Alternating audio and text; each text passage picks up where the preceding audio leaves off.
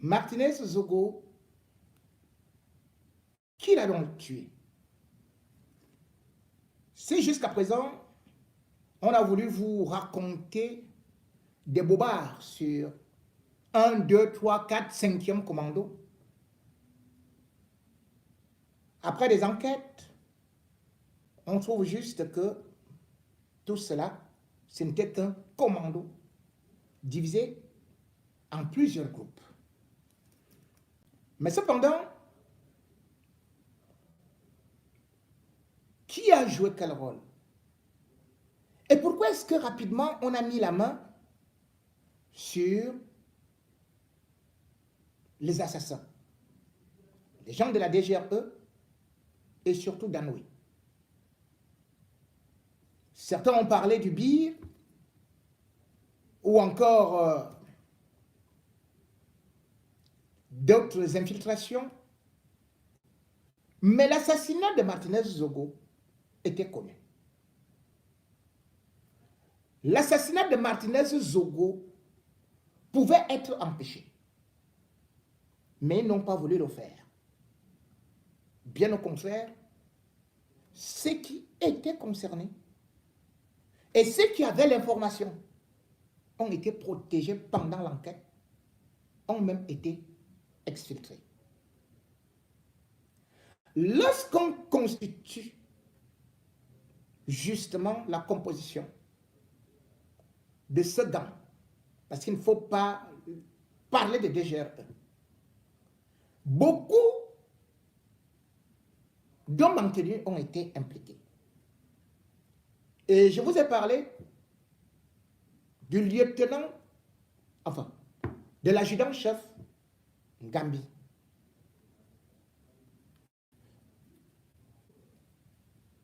Ngambi le Grand. Ngambi le Grand a été contacté. Il avait tous les plans. Il a été contacté par le lieutenant-colonel Danoui, qui d'ailleurs lui a dit que le sponsor c'était Jean-Pierre Amoukoubelinga.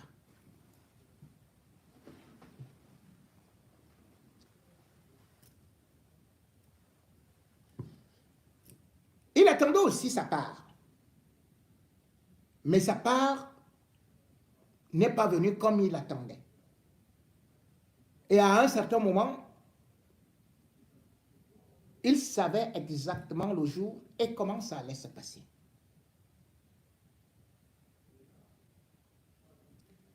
Il n'a pas eu la part qu'il méritait, ou qu'il voulait, qu'il avait demandé. Lorsque Martinez Zogo est donc kidnappé, lorsque Martinez Zogo est torturé, amené à l'immeuble Ekan. Je répète, ceux qui vous mentent que Martinez Zogo n'a pas été à l'immeuble Ekan sont des bandits. Et parmi ces bandits, il y a le commissaire Meva, qui est le bras droit de Mbargangeli. Je vais vous expliquer pourquoi. Ngambi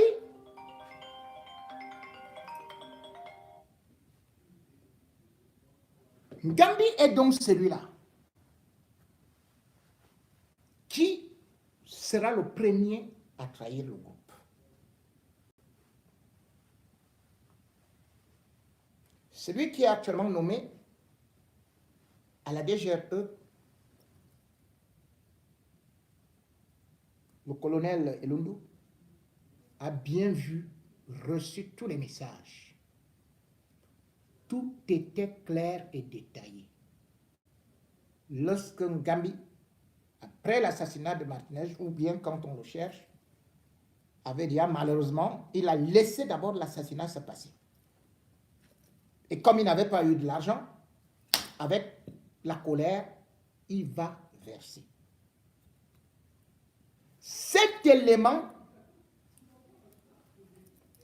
rien que cette réunion auquel il a pris part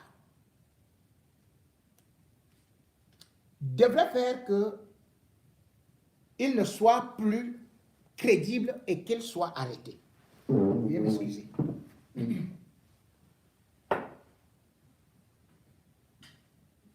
Non, ne me demandez pas de vous donner pas de débat. J'ai des balles. Ça gâte, ça gâte.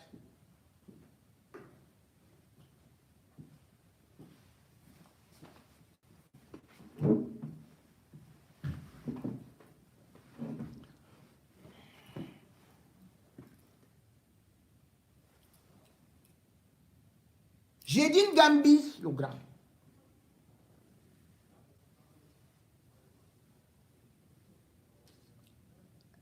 Agida.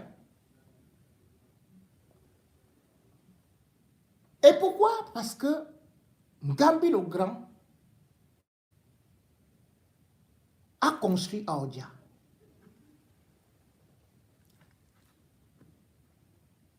C'est l'homme des hommes-là. Amok Belinga. C'est l'homme de Mélissa, pour être beaucoup plus clair.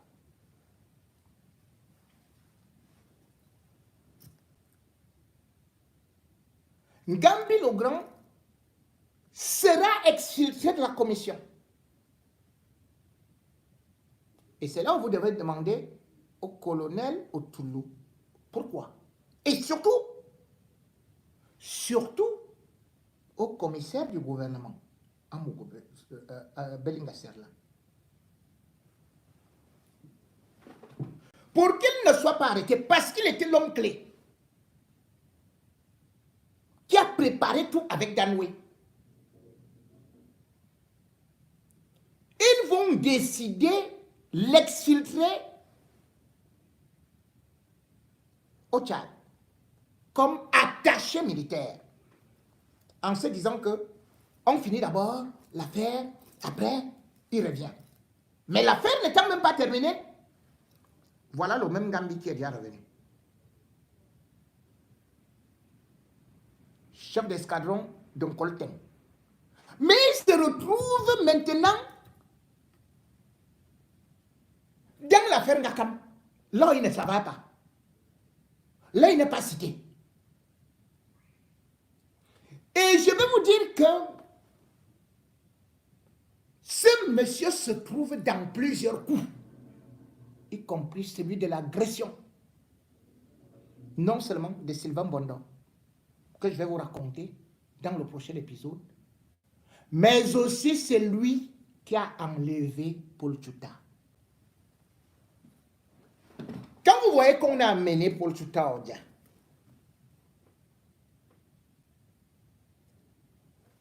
le commando a été constitué par Gambi. Et on l'a conduit vers Odia, là où il habite, là où il a construit. On devait tuer Paul Tchouta exactement comme Martinez Zogo. Si Paul Tchouta cherche donc, maintenant son agresseur, je lui donne son nom. Son commando, c'est un Gambi. C'est un Gambi. Là, il a été mis à nu là. J'ai été le premier à dire comment Martinez allait être assassiné. J'ai d'abord cru que le tribunal militaire voulait protéger Gambi pour qu'il soit comme témoin.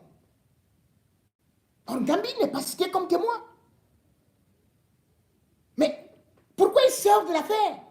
Et pourquoi est-ce qu'il n'a pas été dénoncé dans l'affaire de Paul Tchouta, qu'il a voulu tuer, qu'on a déshabillé, à qui on a fait des choses que je ne voudrais pas dire ici? C'est un Gambi le grand. Bon, passons. Mais ce Gambi le grand, il travaille non seulement avec Ndongo, non seulement avec Otoulou, mais aussi avec le commissaire du gouvernement. Et comme je vous ai dit que c'est l'élément clé aussi du Zomlo des Zomlo.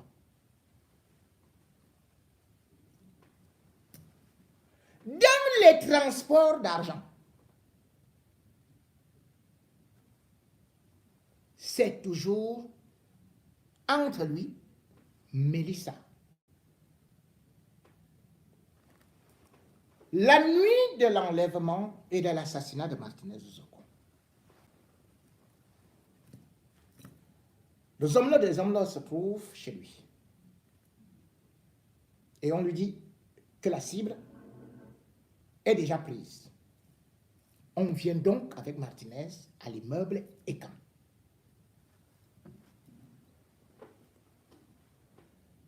Je vous avais dit que Amougou était dans une voiture banalisée.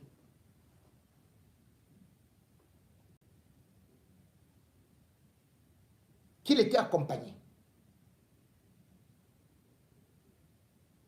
Mais dans l'obscurité, je ne pouvais pas savoir qui l'accompagnait. C'était Mélissa Etundemsoui. Mélissa Amougou. Et je mets à défi les enquêteurs. Si vous pouvez revoir les transferts d'argent, cet élément a été retiré du dossier. Mélissa a fait un transfert d'argent lorsque Danoué est parti avec que du maître des officiers pour l'immeuble Ekan. Elle a fait un transfert de 500 000 francs. C'était Orange Money. Amougou était descendu. Et c'est lui qui a dit effectivement à Martinez Zogo avant de lui appliquer ce qu'il a appliqué. Que te voici non, te voici non, te voici chez nous. Et c'est là où il a donné l'ordre. Amougou était à l'immeuble Ekan avec Mélissa. Et c'est Mélissa qui a fait le transfert d'argent. Avant cela, c'est Mélissa qui traitait avec Ngambi et surtout avec un qu'on appelle Arthur Essomba ou quelque chose, Bidjongo, capitaine Bidjongo, voilà, qui est Arthur Essomba, et il se passait pour un capitaine. Plusieurs fois, il est venu, il allait dans la maison d'Amougou Belinga. Et on le voyait avec Mélissa. Et d'ailleurs, les jeunes d'Odia, lorsque Martinez Zogo disparaît, vont appeler celui-là, cet Arthur et Somba, machin, ou Djongo, quelque chose comme ça, pour lui demander, mais où est Martinez Zogo? Il va répondre, qu'on veut tout simplement d'abord le punir et puis on va le laisser.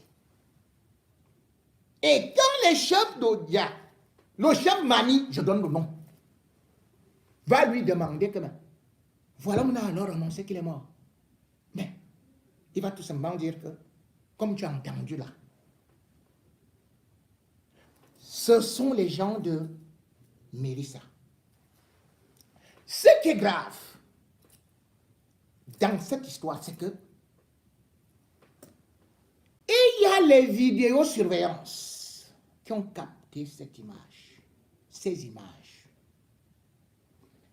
Et dans ces images, il faut savoir que, il y a 3 vidéos. La première vidéo, c'est celle qui montre l'avant-assassinat de Martinez Zogo. Belinga, Zomlo, Pablo Escobar a effacé ce qu'on pouvait voir dans ces trucs et tout. Mais les caméras publiques ont capté. Ces caméras publiques, bien évidemment aussi, il y a l'autre image, lorsqu'il revient au niveau de après le boulot. Danoué. Danoué arrive à l'immeuble Ekan aux alentours de peu avant 18h. Il va repartir après 20h. Mesdames et messieurs, ces images ont été truquées après, tronquées, détruites, effacées par le commissaire Mava, qui faisait partie de la commission mixte. Lorsque les images sont arrivées au niveau du procureur de la République, ou plutôt du substitut, Madame Guam, elle a fait une remarque. Les images ne peuvent pas venir sans précision qu'à telle heure, il faut des heures précises. Or, Meva a fait exprès de ne pas mettre ces heures-là pour créer, pour que la confusion arrive, pour que ces vidéos soient rejetées. Et c'est ça que Sekati Gombo, bien évidemment, il était au courant. C'est-à-dire qu'on doit dire que ces vidéos-là ne sont pas valables. Pourquoi? Parce qu'il l'a fait exprès. Les vidéos qui montraient Jean-Pierre Amogo-Belinga avant l'assassinat, après l'assassinat, et même le transfert des vidéos par WhatsApp avec sa secrétaire. Vous ne pouvez pas faire une expertise. Vous ne mettez pas des heures. Et c'est comme ça, c'est donc arrivé chez le procureur, le substitut du procureur, qui d'ailleurs a permis l'arrestation de Savon. Qu'elle fait cette remarque que non, ces éléments manquent de quelque chose. Ça manque de cohérence. Ça a été fait à dessein. Parce que derrière, Meva, qui avait déjà reçu beaucoup d'argent pour effacer cela, savait que Tchungan, pendant le procès, va relever les exceptions. Et aussi, lorsqu'on va présenter ces vidéos-là, elles ne seront pas cohérentes. D'où les exceptions soulignées déjà par Tchungan. Dès que le procès, à la dernière audience, il a commencé par dire non, il y a eu vice de procédure, il y a eu vice de ceci. C'est un complot.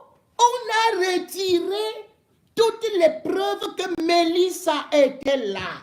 Que Mélissa a fait le transfert d'argent, 500 000 francs CFA. C'est Belinga qui lui a dit moi je suis sorti sans argent. Mélissa, est-ce que tu peux lui faire un petit transfert là et tout. C'est là où Mélissa a fait ce transfert. Pourquoi il n'y a pas Mélissa? Pourquoi Mélissa a été laissée en toute liberté? Et puis, où est le téléphone de Martinez, le deuxième téléphone? Colonel Otou, c'est vous qui l'aviez.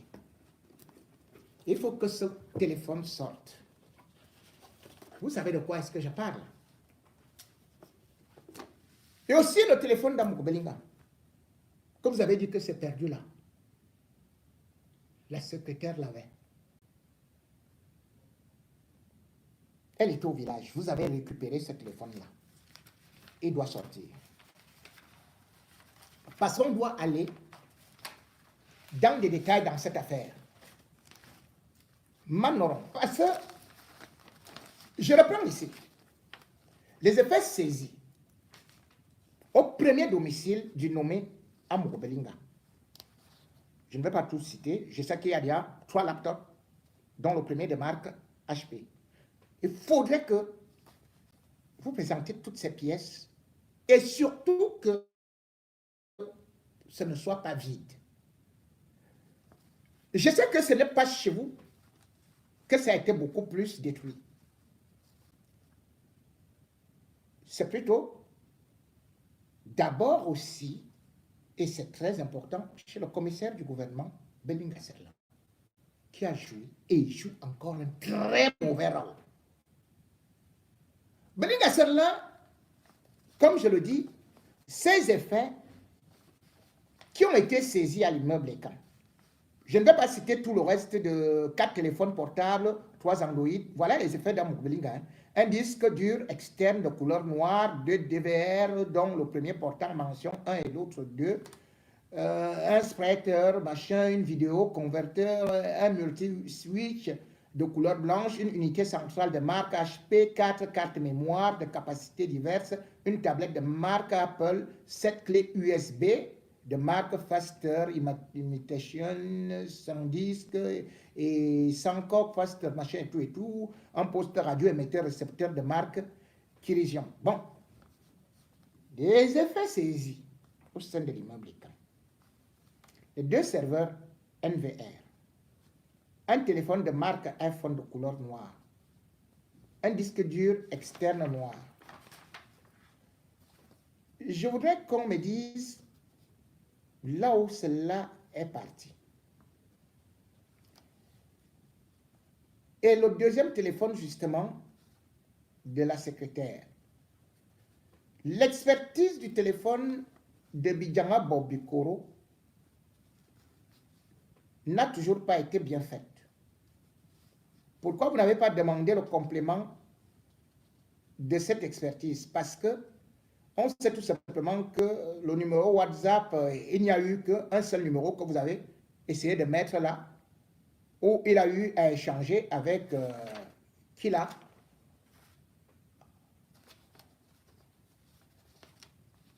Avec Paul Daizibia. Ce n'est pas ça. Il envoyait de l'argent partout.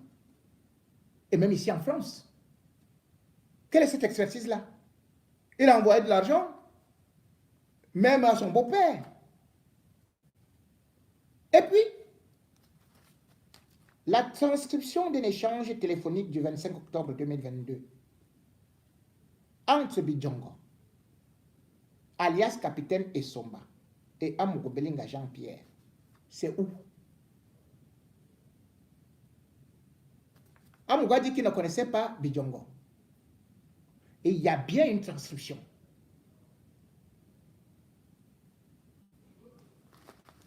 Surtout,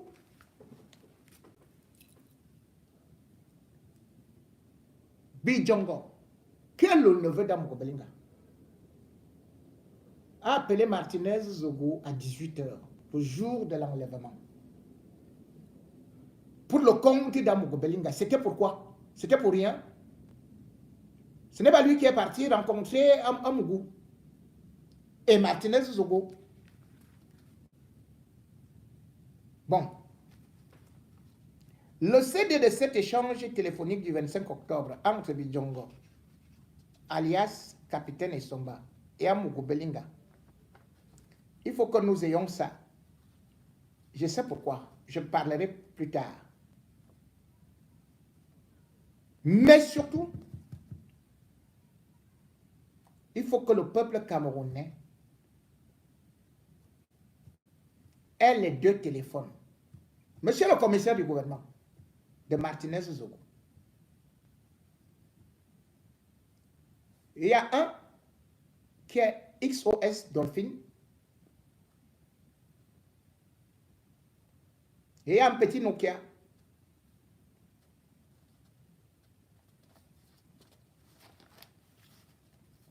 Commissaire Otolo, colonel Otolo, c'est vous qui aviez ce téléphone. Un des téléphones, c'est où?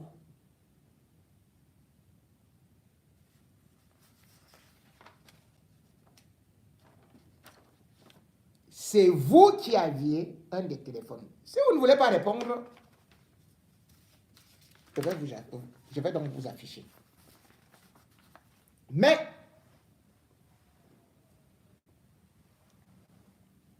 au-delà du téléphone de Martinez Zogo,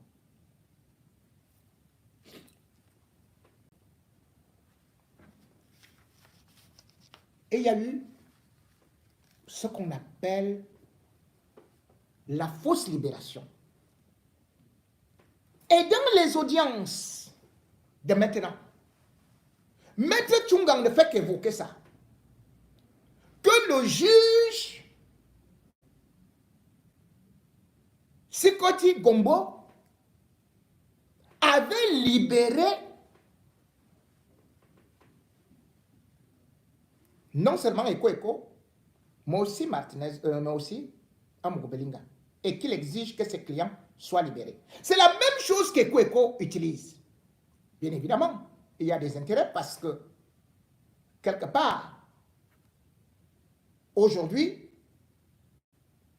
Ekweko se base, ou bien plutôt, Mbargangele se bat pour la libération d'Ekweko. Amour Belinga, lui également, il a donné beaucoup d'argent. Et cet argent a aussi transité par la même Mélissa.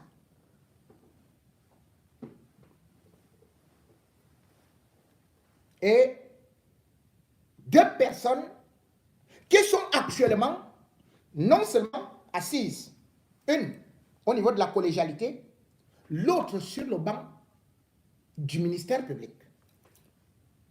Je vais vous les traiter dans le prochain dossier. Mais je continue d'abord sur la fausse libération. Cette fausse libération, c'est une ordonnance pour vous rafraîchir des mémoires. Et vous allez comprendre pourquoi ces gens doivent être jugés à la cour martiale. Attendu que, bon, je prends un extrait. Attendu s'agissant de Ekweko, Léopold Maxime, qu'il a déjà été interrogé au fond et confronté à son unique accusateur Danoué Justin, en présence de plusieurs témoins en service à la DGRE, que sur la bande audio attribuée à Martinez Zogo, dans laquelle ce dernier insulterait et diffamerait Ekweko Léopold Maxime, laquelle bande aurait été déroulée au cours d'une réunion au centre des situations de la DGRE, ainsi que l'a soutenu Danoué Justin, le chef de centre des situations, le conseiller technique numéro 1, le chef de division de la surveillance électronique, le directeur des recherches, les deux ingénieurs chargés de faire passer les bandes sonores et visuelles lors des réunions au centre des situations, et Ekweko Léopold Maxime lui-même, ont unanimement déclaré qu'il n'en était rien, ou qu'aucune réunion ne s'était jamais tenue au centre des situations avec pour sujet le journaliste Martinez Zogo. Ça, c'est ce que Sikati Ngombo a écrit. Il a prouvé qu'il y a eu des réunions pour Martinez Zogo avec Danoué et tout ce gang-là. Et ils avaient ça. Sikati Ngombo avait ça. Belinga Serlin avait ça. Où tout le monde dit nous avons tenu des réunions sur Martinez Zogo. Nous avons organisé ceci et cela. Mais voilà ce que Sikati Ngombo avait écrit. Mais que Danoué ayant déclaré avoir rendu compte de l'exécution de la mission Martinez Zogo à son patron Ekweko, le 18 et 23 janvier 2023, il est apparu qu'il n'en était rien. Qu'en effet, le secrétaire particulier du directeur machin et tout n'était passé à son bureau. Voilà ce qu'ils avaient dit. Attendu que même les images issues de la caméra de vidéosurveillance installée dans le bureau de Danoué Justin montrent qu'il y est resté toute la journée du 23 janvier 2023. L'assassinat, c'était le 17. Mais Sikati Ngombo nous a parlé du 23. Il ne nous a pas parlé des images du 17. Il ne nous a pas parlé des images avant le 17. Il ne nous a pas parlé des images du 18. Puisque Danoué est passé au bureau d'Amour Belinga le 18. Et ils avaient les images. Et me va. Le commissaire me va. Ils ont retiré les images. Les autres images, ils ont bouleversé. Pour que, quand Tchungang va arriver, il va dire, oh, ça c'est pas... C'est pas le c'est pas le cas. Mon client était au Mexique et tout ça. On est en train de montrer. Ça, ce n'est même pas Yaoundé. Ce n'est pas. Vous voyez. Il n'a pas relevé ça. Vous allez comprendre plus tard. Ou bien tout de suite.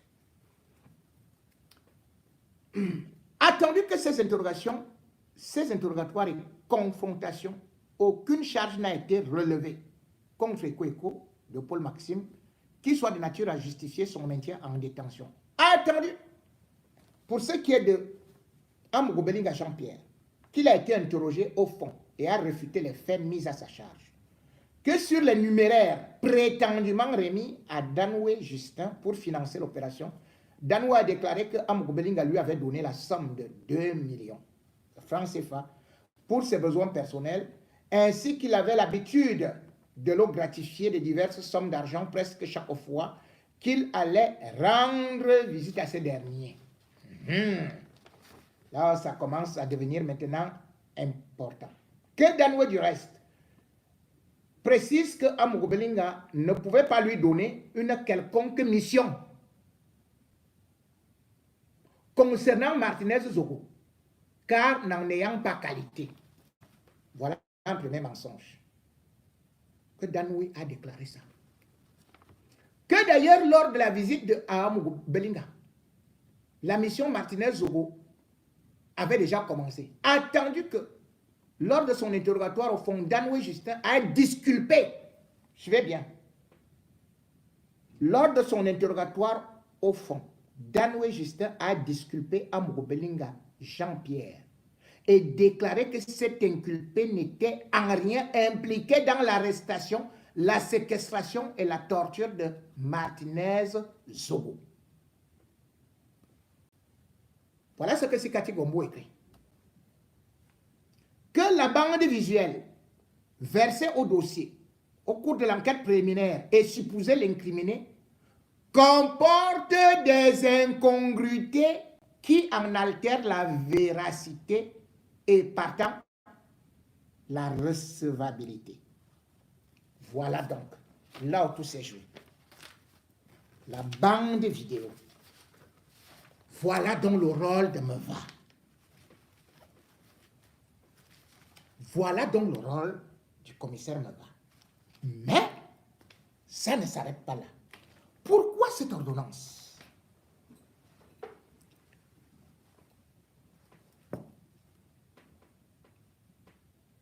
Cette ordonnance vient après 200 millions de francs CFA qui ont été versés à Serlin Belinga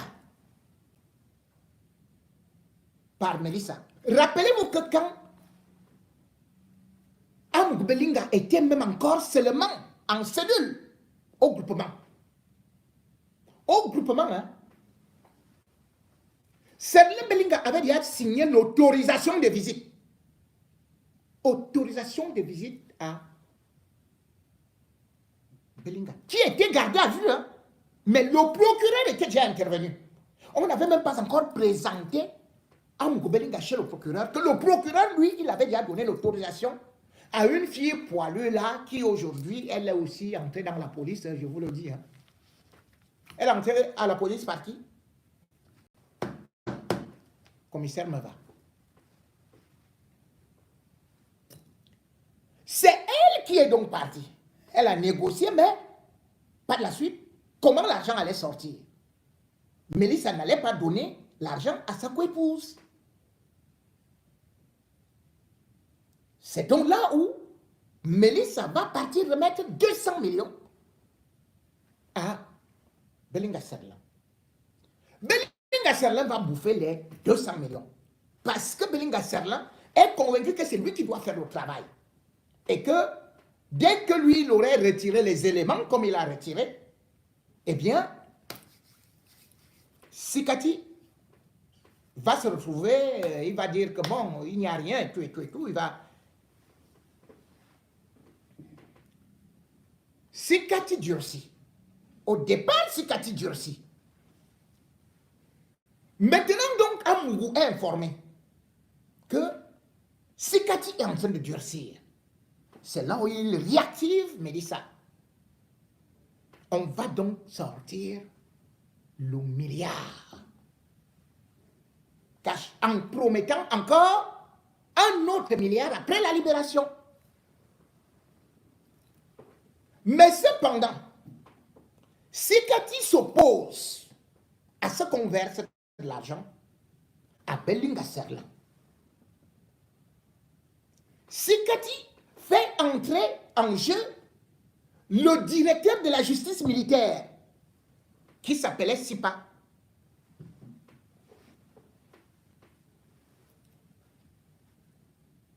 Le 30 novembre, dans la soirée, Sikati Gombo se rend avec Belinga Serlan au bureau du directeur de la justice militaire, SIPA.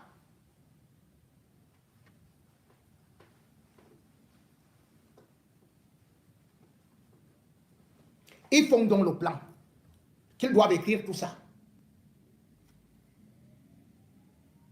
Belinga Serlan est d'accord. Mais Belinga Serlan découvre à l'instant là que l'argent avait été versé. Mais ce n'est pas passé par lui. C'est passé par SIPA, qui est Bamileke, et aussi par Sikati Gombo, qui est Bamileke. Serlan Belinga se dit, il risque d'être doublé dans la mesure où il demande sa part. Mais Sikati dit, finissons d'abord le travail. Et après, je viens te donner ta part. Tu passes chez moi le soir. Belinga s'en va.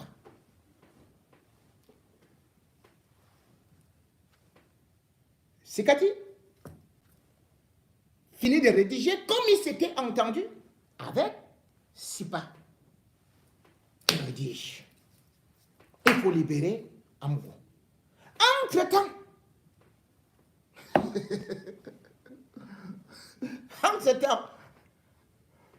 Belinga Serlan, qui adore le gombo, dit, je ne peux pas laisser ça.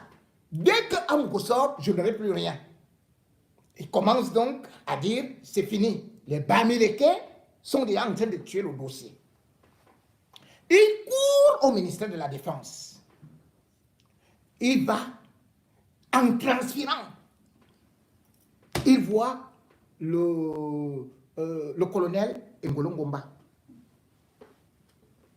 Le colonel Ngolo Ngomba est le chef secrétariat adjoint du MINDEF, donc de Betiasson. Il lui dit, c'est grave, c'est grave, c'est grave, c'est grave. Parce que pour voir le MINDEF, ce n'est pas facile. Et surtout, il n'avait pas rendez-vous.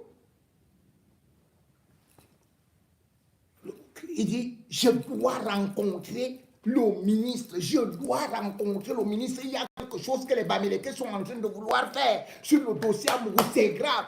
Le colonel Ngolo Ngomba, lui aussi dit, quoi? Tu es en train de dire quoi? Non, le boss ne peut pas accepter ça. Bam, il entre dans le bureau et il voit le chef, le ministre de la Défense. Il lui dit, il y a une situation très grave.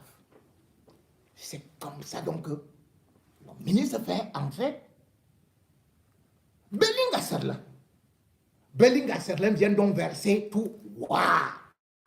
Que Sikati Gombo et le directeur de la justice militaire ont déjà pris 1 milliard de la part d'Ambo. Et comme c'est quelqu'un qui vous enregistre, il est comme les gens que vous voyez un peu partout là. Quoi? On est en train de vouloir le libérer. Et tout. Voilà comment est-ce que le ministre, tac, saisit la présidence, tac, tac, et bloque. Mais c'est quelle histoire? Amou était déjà parti. Donc, la trahison vient de Serlan qui avait déjà bouffé ses 200 millions, sans donner aux autres. Maintenant, on lui dit, on ne peut plus te laisser parce que nous, on sait que ta part de banditisme, là, c'est le haut niveau. Donc, c'est pour ça qu'il court. La conséquence, c'est quoi? Sikati Gombo est viré. SIPA,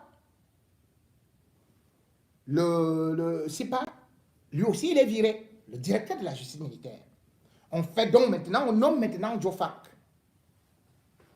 comme nouveau patron de la justice militaire. Sauf qu'en ce temps, ce que je vous raconte là, ce n'est pas que j'ai inventé, ce n'est pas que j'étais dans les réunions. C'est que maintenant que SIPA se rend compte que dans l'affaire, lui, il a tout perdu. Il ne comprend pas comment il a été trahi, comment l'affaire n'a pas bien marché. Si pas sort alors lui-même le dossier, il va se mettre, mais à roule pas. Il dit, le dossier là, hein, oui, on a mangé. Si Cathy et moi, on a mangé, mais on ne doit pas mourir seul. On a mangé. Mais c'est lui qui est venu vous informer. Il était avec nous. On a mangé ensemble. Il a même d'abord mangé. Et après, maintenant, il a encore mangé. Ah!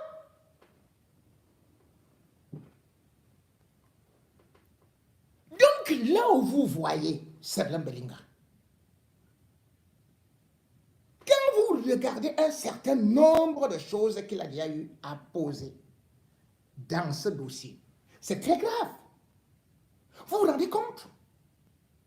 Le garde du corps de Martinez Zogo, l'homme qui était là à côté de lui, c'était qui? Van Chakar. On a tué Martinez Zogo alors qu'il était avec son garde du corps qui plutôt était un espion, qui donnait des informations, qui était dans le complot, qui était dans le gang. Où est Van Chakar? Vous savez là où se trouve Van Chakar? Dehors, en liberté. Et pas que. C'est lui le bras droit actuel, le chargé des missions de Belinga Serlin, commissaire du gouvernement.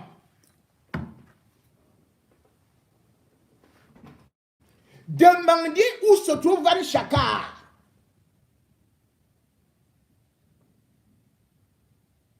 Pourquoi le commissaire de gouvernement n'a pas demandé qu'on place Van Chakar, qui est repris de justice, qui est un déserteur de l'armée? Comment il peut se retrouver? Je vous dis, c'est lui qui fait toutes les affaires de Belinga Serlin. Mais non. Mais non.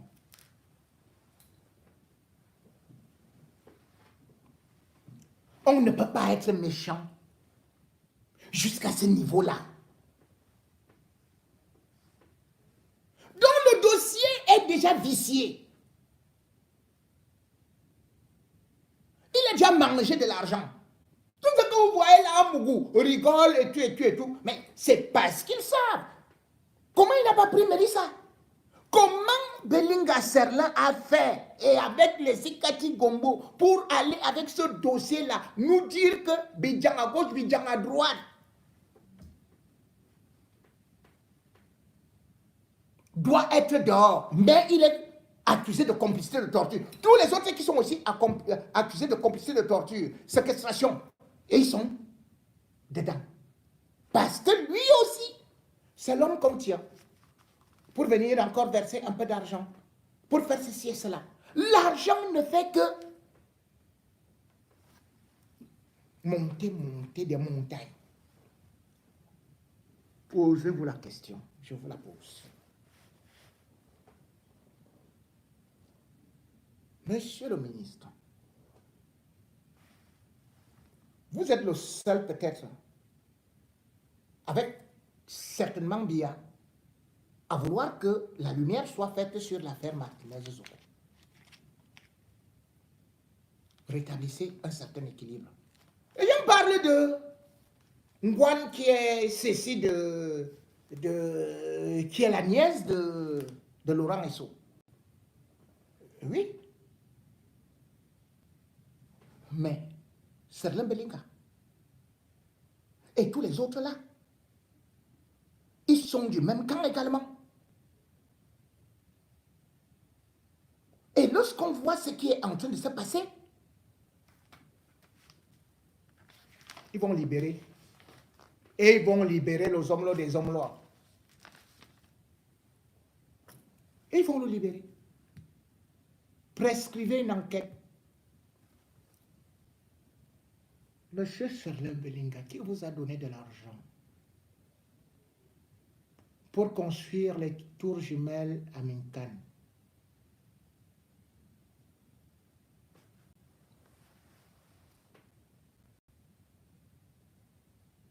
subitement comme ça.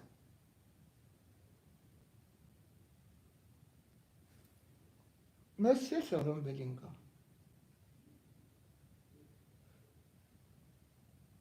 votre épouse est tout simplement conseillère d'orientation au lycée de Nkoliton, n'est-ce pas?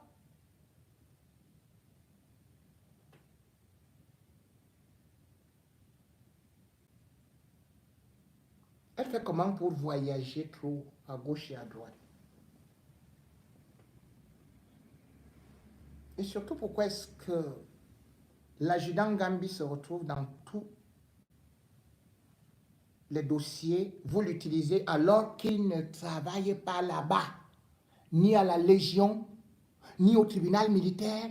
Comment il se retrouve dans les affaires d'un gars comme, alors que lui, il travaille normalement en Coléton? Pourquoi d'abord il a été exfiltré vers le Tchad, puis il est revenu?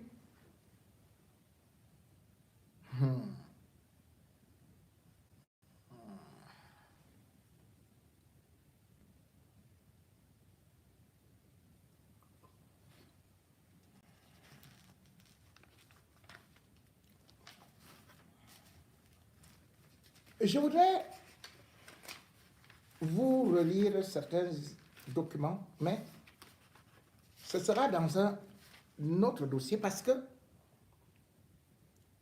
l'assassinat de Martinez Zogo permet aux autres de se faire beaucoup d'argent et de manipuler leur hiérarchie.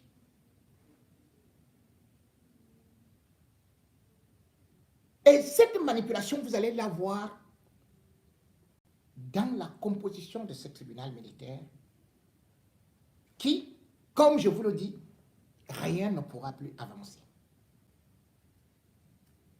Tant que Serlem Bellinga est là, Serlem Bellinga a commis beaucoup d'impairs et il a été dans tous les coups foireux. Vous ne pouvez pas dire que quelqu'un était dans une marmite de charbon et lui il sort blanc. Il sort blanc.